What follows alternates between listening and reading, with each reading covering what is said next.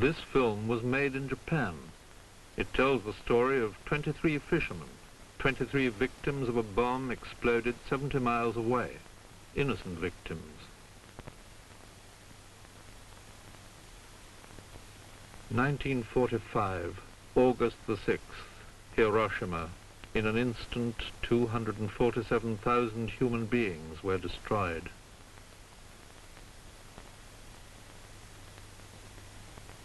Three days later, another bomb was dropped on Nagasaki. There, 40,000 were killed. Perhaps it was even worse for those who survived.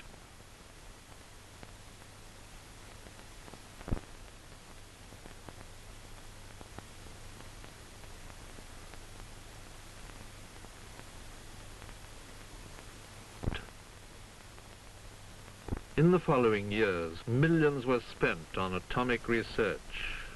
Great power in the hands of mankind. Power to light whole cities, to turn back rivers, to transform deserts. And still the scientists go on, answering the questions. How can more energy be released from matter? How can we harness this energy to serve men's needs?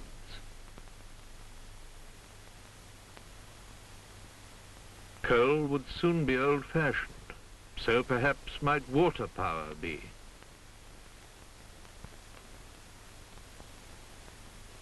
But there was also the arms race, and the governments direct the scientists to experiment for war. Then Bikini, March 1954, the most important test of all. For the first time, the Americans were exploding a big hydrogen bomb.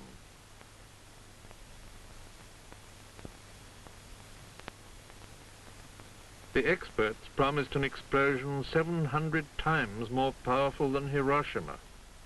Some of us protested that it should not be done at all, but the experts said it was necessary for defense. They also said it would be safe.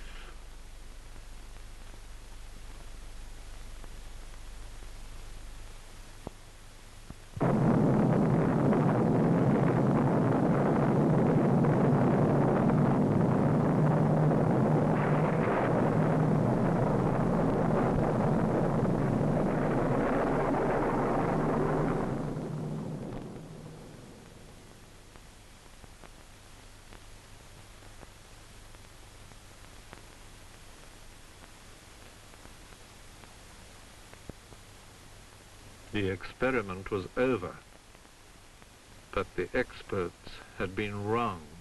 News headlines flashed across the world. A Japanese fishing boat 70 miles away had been smothered by atomic dust falling from the bomb. In Tokyo Hospital there could be no doubt. These men were suffering from atomic radiation. 2 men's faces were scorched and blistered. Deadly ashes were found all over the ship, and strong radioactivity. What would the experts say now? An accident due to weather conditions beyond their control? The Japanese were in no mood for glib replies. These fishermen had aroused a nation's memory of what had happened before. The Americans flew these men to special hospitals for treatment. But the warning for the Japanese, as for every one of us in the world, was there. One man has since died. The ship's cargo of tunnyfish was found to be radioactive and had to be buried in the ground. Catches brought in by other ships were radioactive too. They had to be thrown back into the sea. Yes, this was the grim warning brought by the fishermen. If one bomb could do this, then where is it all going to end?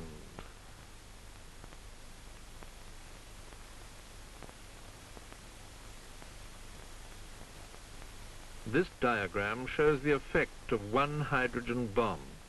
It would completely flatten everything within a radius of 10 miles. If that were London, few of the 6 million people in the centre would survive. The heat would produce fatal burns and large-scale fires over an area of 3,000 square miles.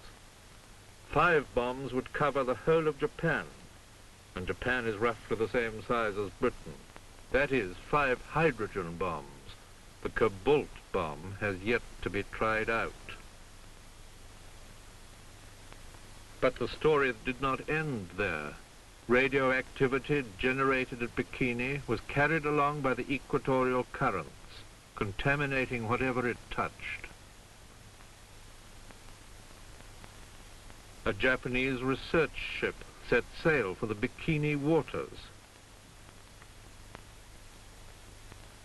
They tested radioactivity in the atmosphere.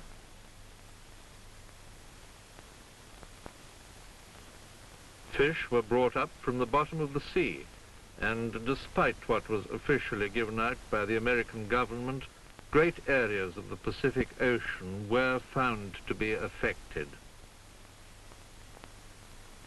The radio ash was still being carried in the stratosphere. Soon after the explosion, Japan was deluged with rain. The rain went on for days, and it was radioactive. Now the people had to trust the scientists, had to wait to be told the Geiger count of each downpour.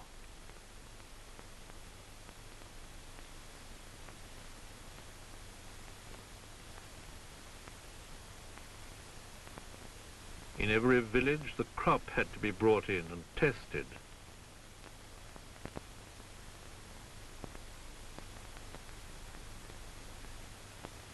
Every time you went to buy food, you wondered, dare you eat it? No water could be drunk without first waiting for the tests. The Japanese harvest was ruined by unusual cold and by more rain than most people could remember.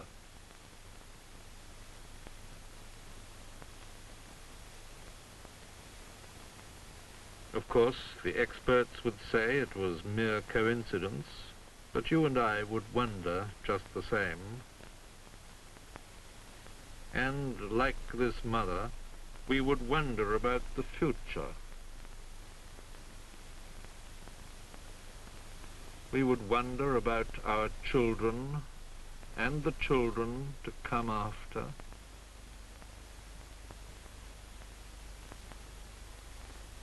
This was Hiroshima in 1945.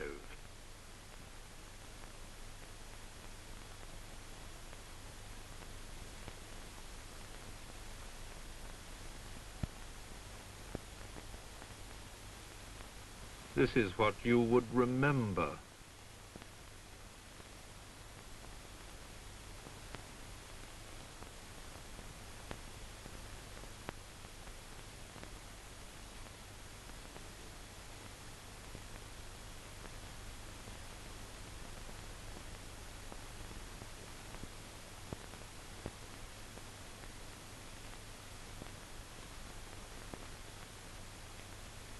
This is what the children of Hiroshima remember.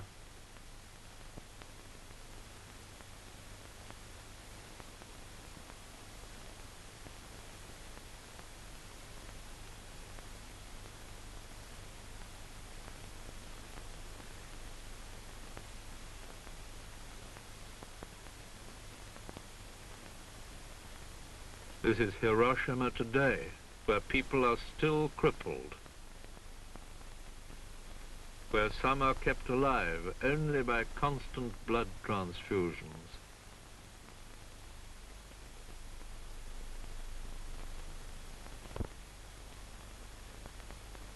The Japanese ask for no pity.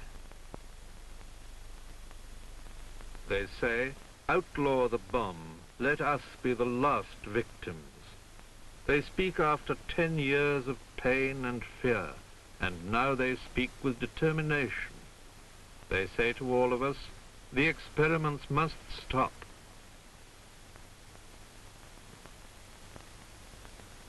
Throughout the towns and villages of Japan, the people, young and old, are adding their signatures to this appeal. Stop the experiments, outlaw the bomb.